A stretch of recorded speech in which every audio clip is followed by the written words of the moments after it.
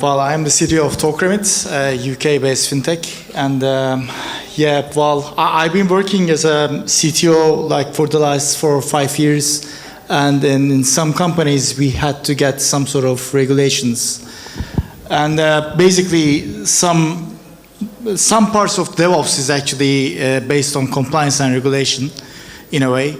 And this is a simple cartoon telling that we need to blame someone if we need a problem. So who wouldn't want to be regulated, guys? Any ideas? Who? Anyone? Okay, this is perhaps when I was working, I have some guys work with me in the past. And it is actually developers. They don't like regulations. Yeah.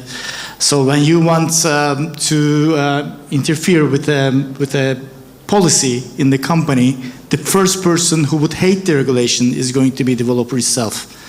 So that's why we are actually trying to find a way in the middle gap in between this graph here.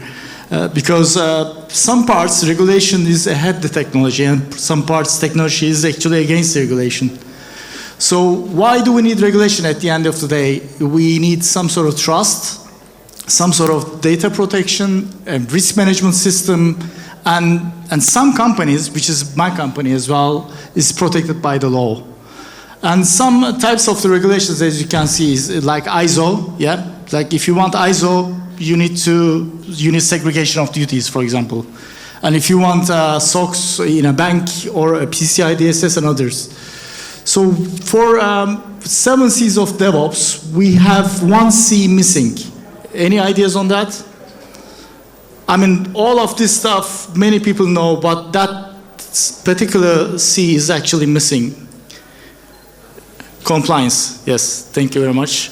Yeah, so the compliance is becoming more important in our lives because as many fintechs are failing on regulation side in our country as well, as you know in the latest news, we are actually looking for continuous compliance flows in the companies as well as security.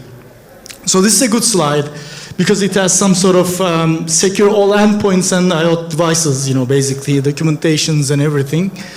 So how do we secure all the endpoints? We need to adopt a zero trust architecture, API service handling, this is a really important one, and secure the pipeline access surface.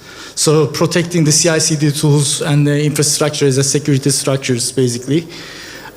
So the most important part is segregation of duties. This is the part where some of us working with me, we had a problem with the developers because they don't like this. They want to be able to, I mean, we want to be able to deploy our own structure with our own infrastructure needs.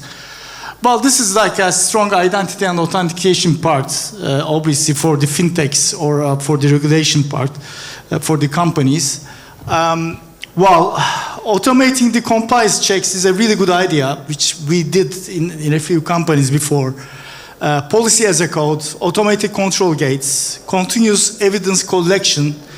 Obviously now the AI is coming in. This is becoming more and more important. And like policy interruptions with LLMs, predicting compliance drift, explaining risk in plain language, for example, is one of them.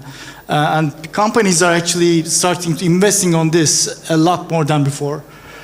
And well, some technologies like HashiCorp, like Prisma Cloud, like AWS Audit Manager, Azure Policy, GCP Assured Workloads. So all these needs to be implemented, for example, if you want to get PCI DSS in a regulated environment. Well, this is a flow which I drove before coming in. So it's actually showing a simple flow, including AI, like a policy translator or like audit summarizer, for example, like a machine learning structure, and like anomaly monitor from AI perception using a gatekeeper, let's say. Policy as a code, obviously, for the Kubernetes coming in from the DevOps team to the development team.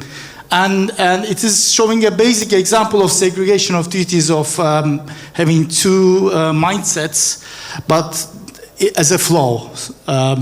So I'm really happy that it's actually showing the actual structure. As we say in modern regulated, DevOps and regulated doesn't mean slow it. It means smart, traceable, and automated. Thank you very much, and let's keep in touch. Thank you.